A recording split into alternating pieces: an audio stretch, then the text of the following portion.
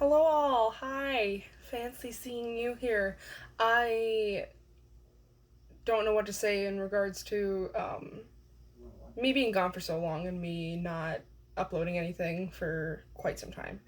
Or there being large intervals between everything.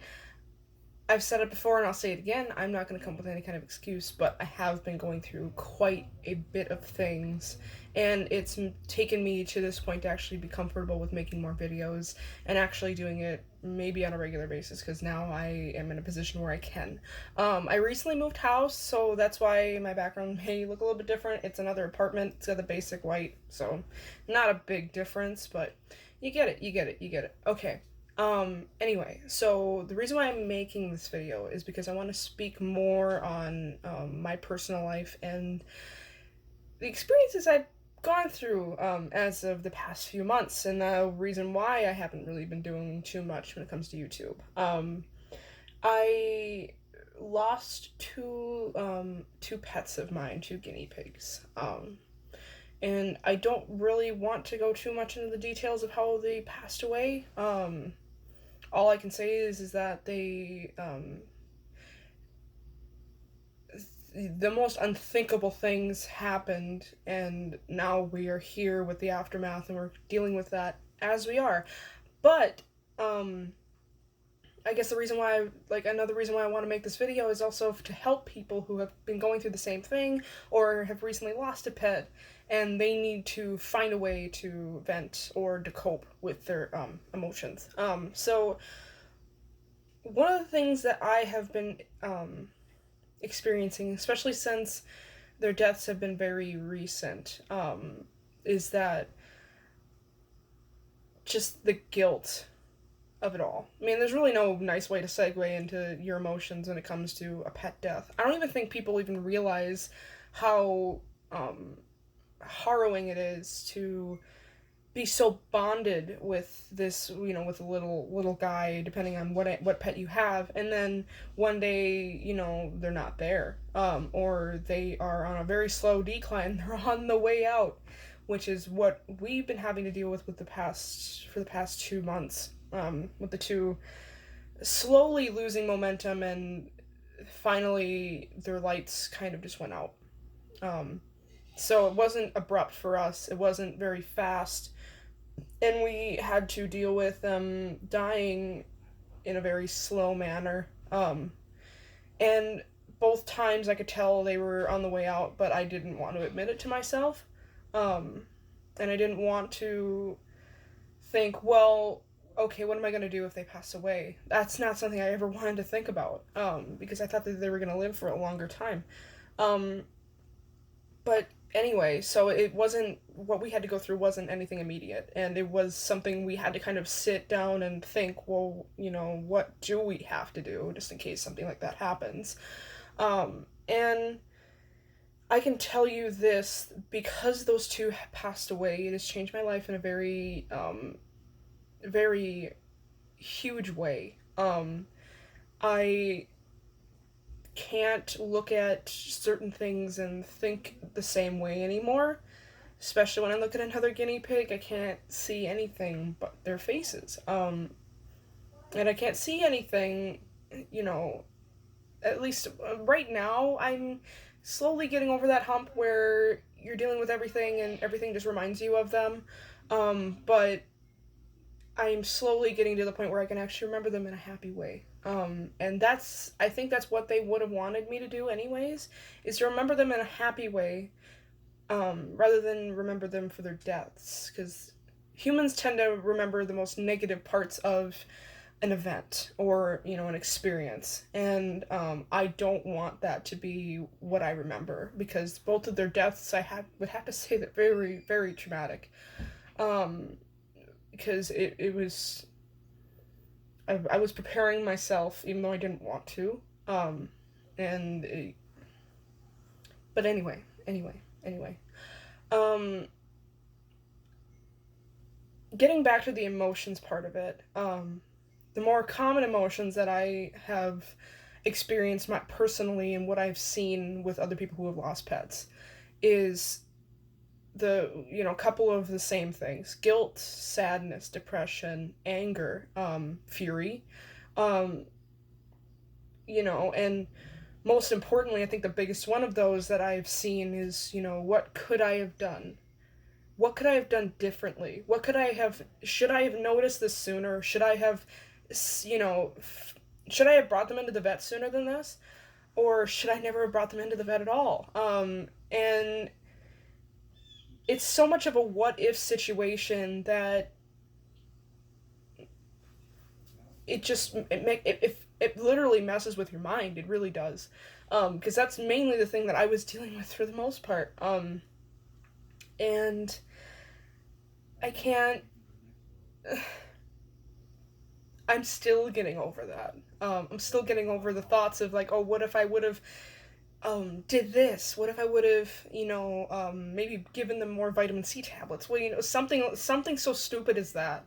It messes with you because you think that, oh yeah, I totally could have done something different. But if we're being 100% real, if you love an animal that much and you overthink, you blame yourself, you do all this other stuff, I can guarantee that you probably did everything that you could at the moment that you experienced it. You can always look at a situation and say, hey, yeah, I could have done something different there. I could have switched the dynamic completely.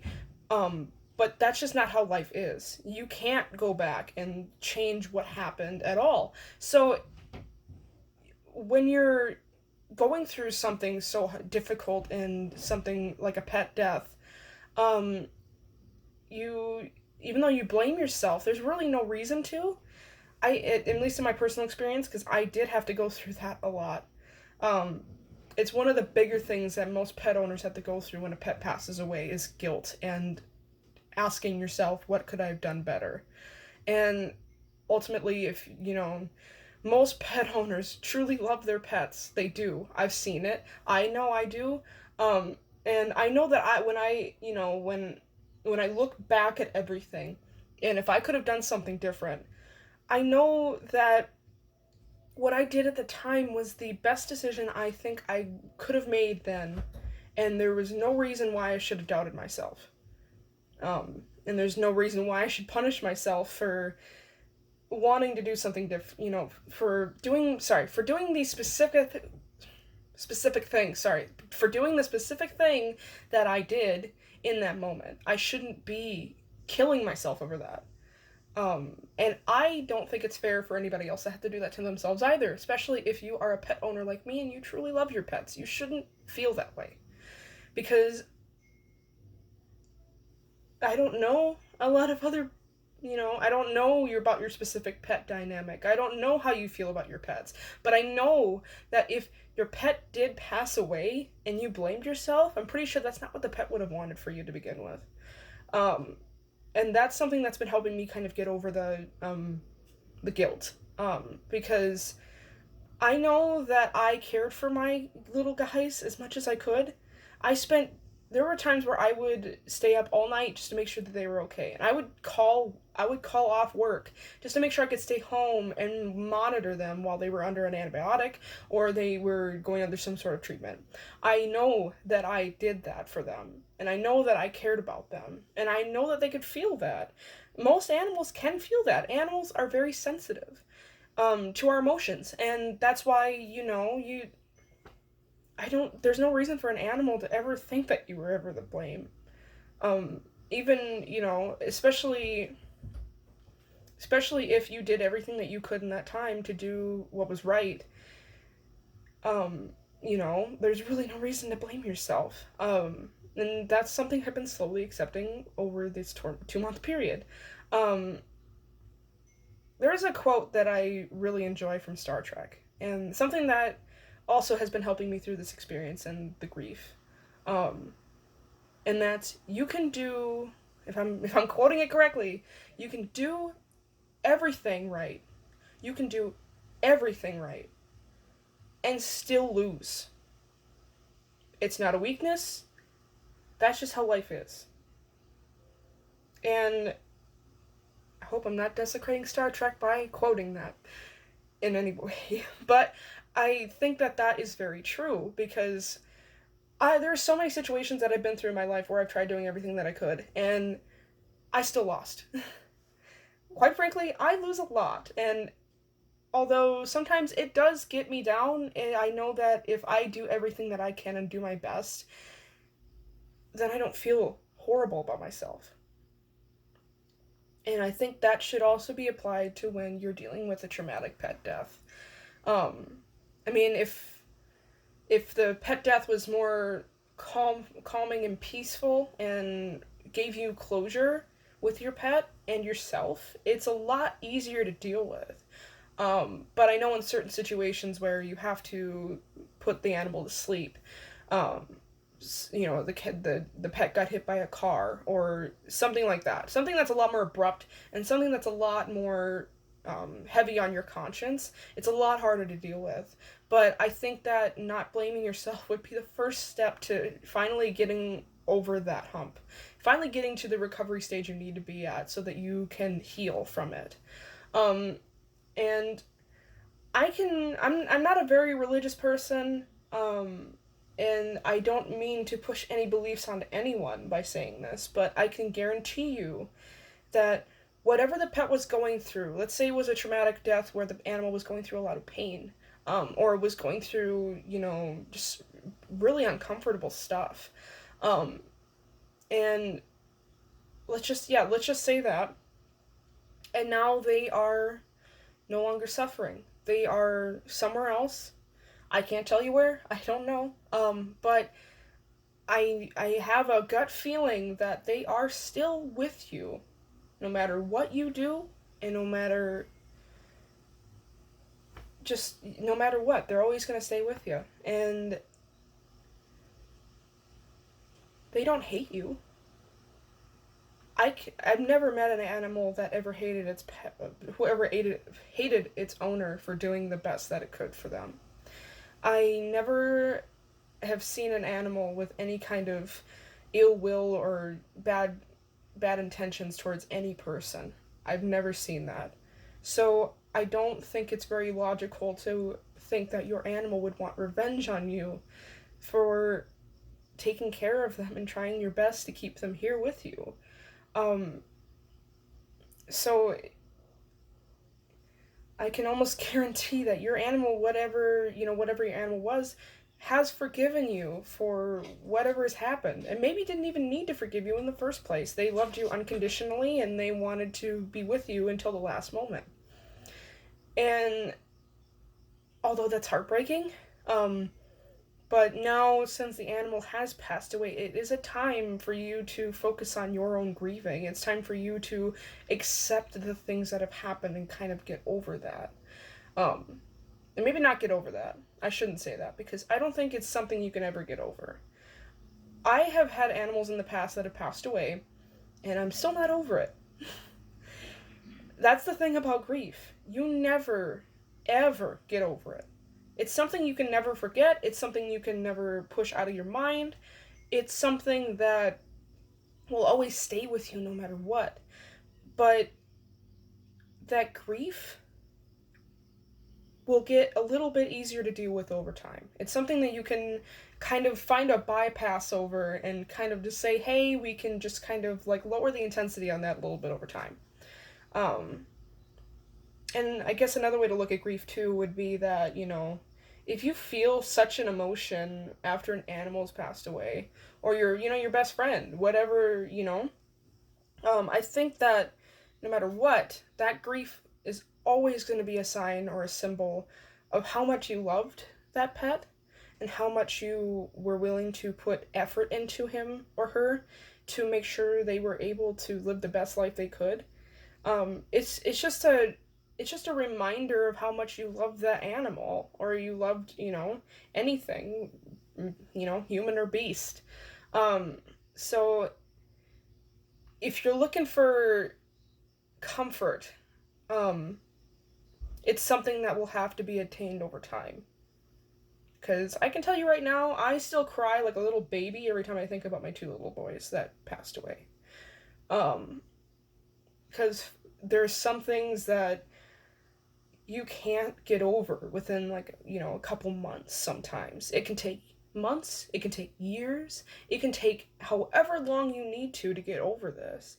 And there's no right way to get over it. It depends on the person, really, and you need to find that for yourself. And I have a couple of tips to find, kind of get you started on your way to kind of getting over this. Um, Things that I personally tried and that have held true to me. Step one would be to take your time to grieve, but do not lament over it.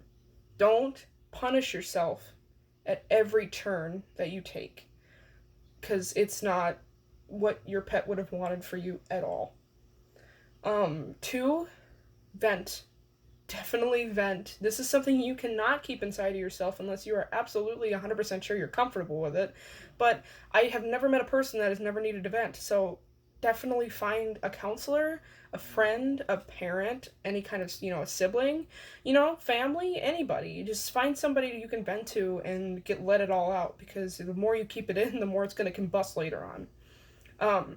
Three, get yourself out of your house, or get yourself doing something that will keep your mind busy after the grieving process, or after your little grieving period that you allow for yourself. Because although your pet may have passed away, the world doesn't necessarily stop. So you need to find a way to reintegrate yourself into your everyday life and find things that will keep your mind off of it. Four kind of ties in with step three, but get yourself interested in things that you were interested in before your pet died. Like hobbies, drawing, running, hiking, like something like that. Something you genuinely enjoy, focus on it. Because the more you focus on your pet's death, the more you're gonna develop these more, I guess, depending on the person, more loathing for yourself. So the less you focus on the death, the more you can focus on your life.